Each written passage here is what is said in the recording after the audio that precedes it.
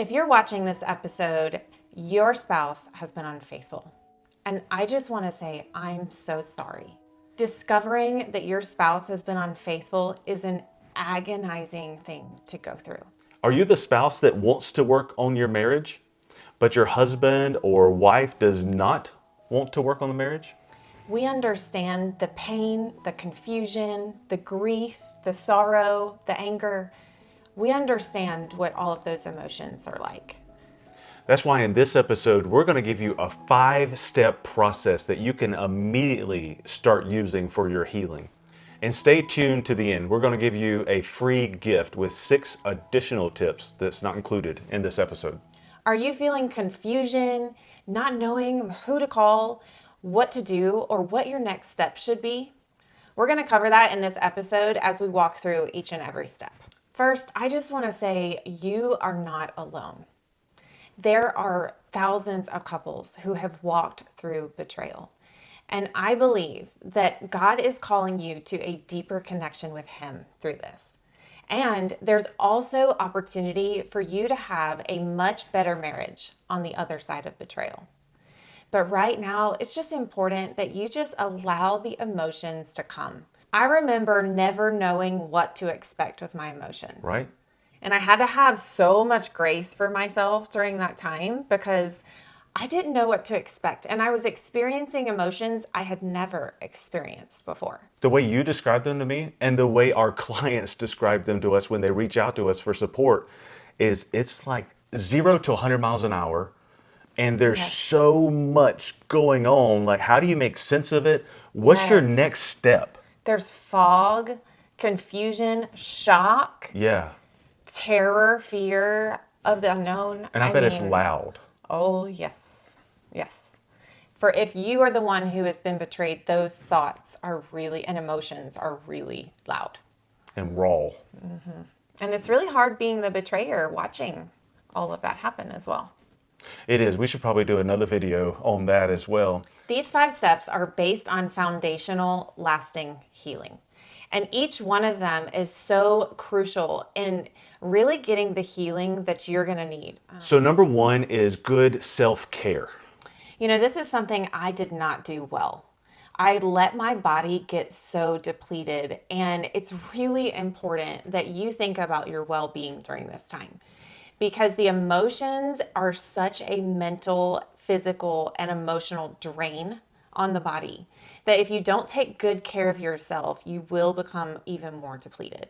And what that looks like is getting adequate amount of sleep every night, putting the right nutrition into your body, getting outside, letting the sun on your skin, walking, running, doing some kind of exercise. Breathing, attending church. Yes, breathing is so important because we shallow breathe. So take in a good deep breath. Let your emotions be there and grieve when you need to. It's really important that you set aside time to have really great self-care during this time. Yeah, you want to be a good decision maker. And when we're depleted in our body, it's really hard to make good decisions.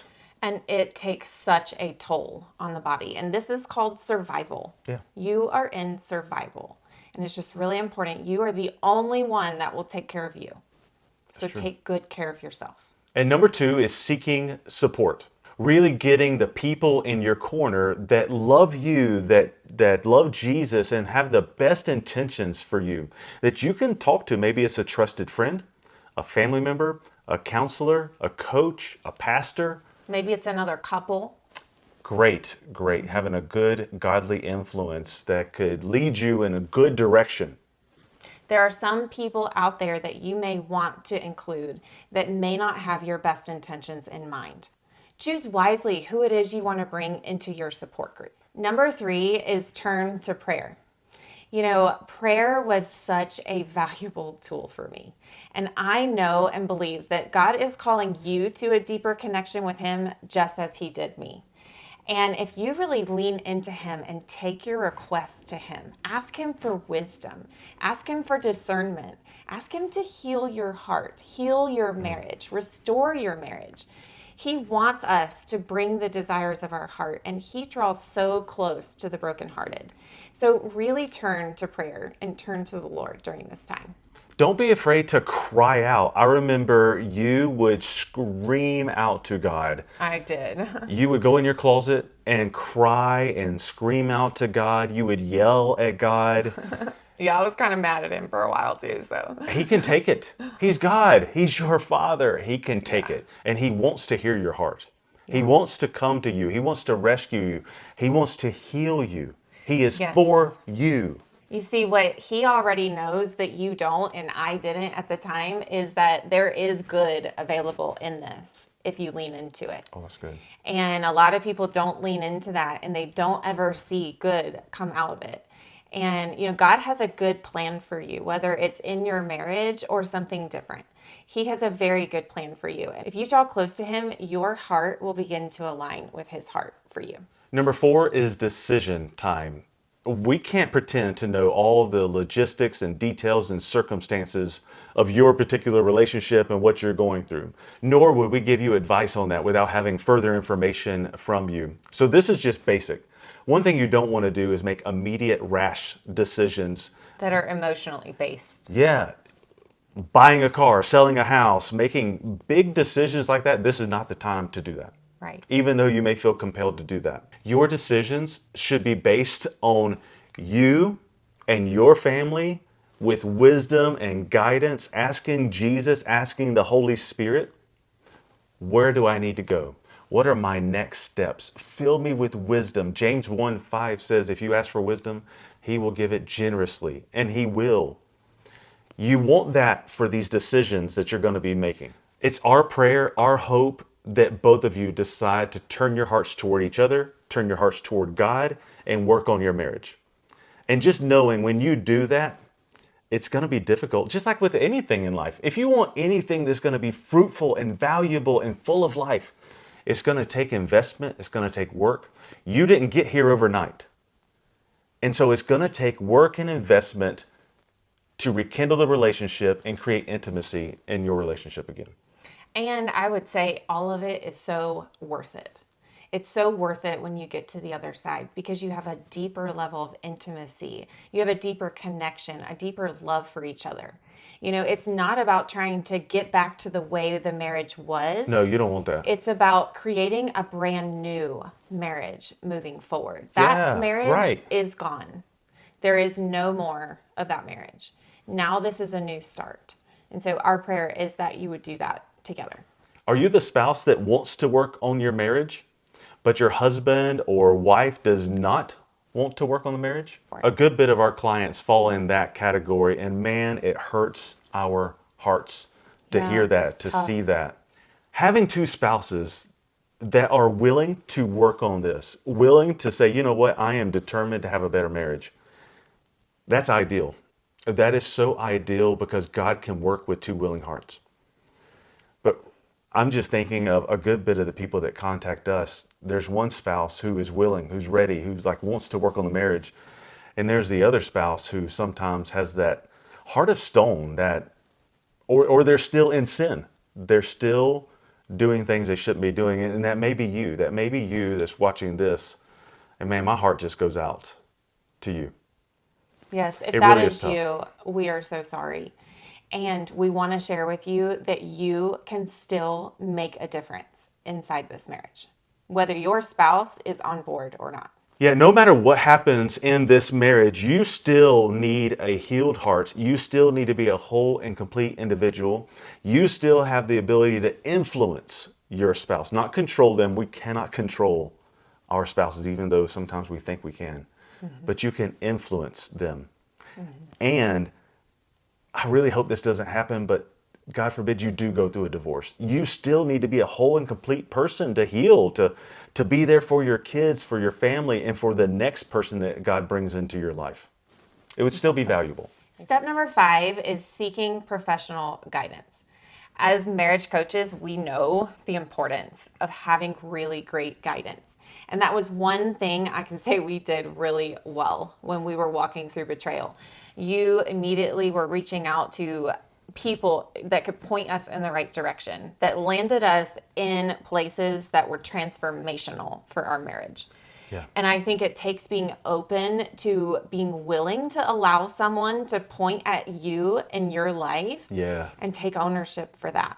And you have to be open and willing for that in order for it to actually make a difference inside the marriage.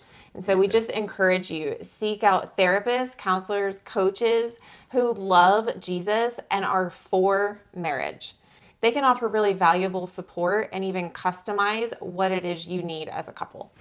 Yeah, there's a lot of things you just don't need to try to navigate on your own. There's a lot of circumstances that are really tough, and you don't want to do this on your own. It is a really tough circumstance. And we just encourage you, these 5 steps will support lasting healing.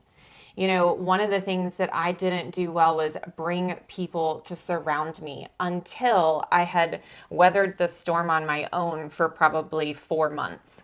And in those 4 months, it was so lonely and I felt so unseen in my pain. And the moment I started including support around me, I started to really see the value in having other people pour into me when I'm in that pain.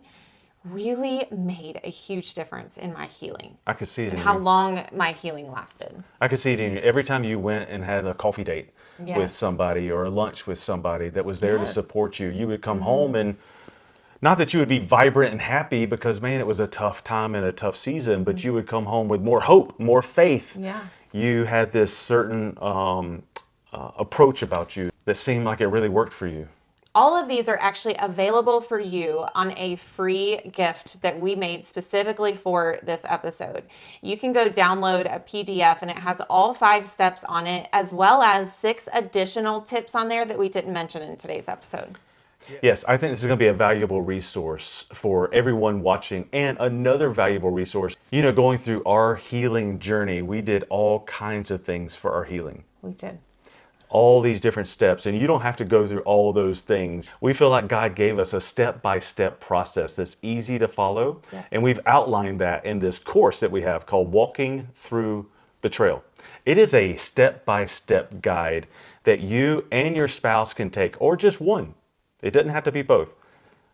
But you can take it and get healing in a God-honoring way together. Yes. It really lays out what the betrayer and the betrayed are going through, and how to, in a healthy way, get healing together. Another favorite part about this course is at the end of each session, there is a prayer, a specific prayer that is laid out for the betrayed and the betrayer that you can really be taking your requests and making them known to the Lord. And so that's just a nice little added touch that we added in there that I think is just so valuable, because I didn't know what to pray. Like, okay, I'm praying, but help, God. Yeah. What else do I say? I didn't know, because I didn't have a relationship with him. And so if that's you, I think you'll find that little piece valuable as well. I love the Yes. way this course is laid out. Yes. And if you get this download that we have, there's a 50% code on there that you can get it 50% off. Yeah. So the investment's much lower. We just want you to be able to have the resources at your fingertips. You know, it's only $99 as it is. And so that 50% off code, that'll be really nice. Yeah. And we hope you enjoy that. And I want to say this too, because you know what? You may not even have the funds for that. We do have scholarships available that can help assist if you need that. Yes, Reach out please to us. reach out. I would much rather you get the healing in your marriage. That's way more important to us. Yeah. Because you are important. I'm sorry you're going through this. I really am. And I hope you found value in these 5 steps to get healing. Number 1, self-care. Really take good care of yourself because you're important. Number 2 is seek support. Getting the friends, family, counselors that love you, that love Jesus, that will support you, that you can speak to. Number 3, turn to prayer. God wants to hear what's on your heart. He wants to come alongside you and love you and support you. And He wants to wrap His loving arms around you. Let your request be known to Him. Number 4 is decision time. This is a time to make some very important decisions in your life and in your marriage life. And don't take those lightly. Seek wise counsel. Seek God in these. And don't make rash decisions. And number 5 is seek professional help. A licensed coach, counselor, therapist, who can navigate these really tough waters and to help you find lasting healing for yourself and for your marriage. If you haven't already hit subscribe, consider doing that.